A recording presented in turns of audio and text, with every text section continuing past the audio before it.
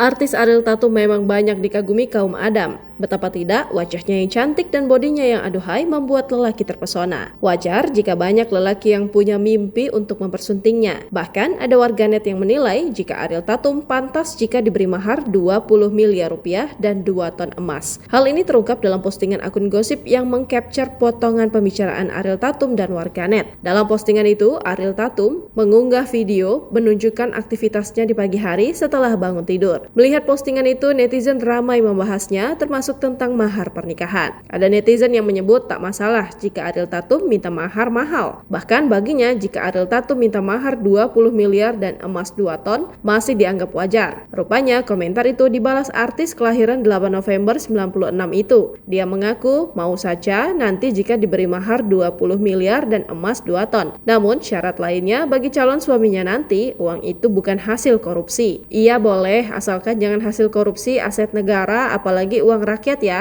balasnya. Melihat balasan Ariel Tatum itu, warganet ramai memuji sikapnya.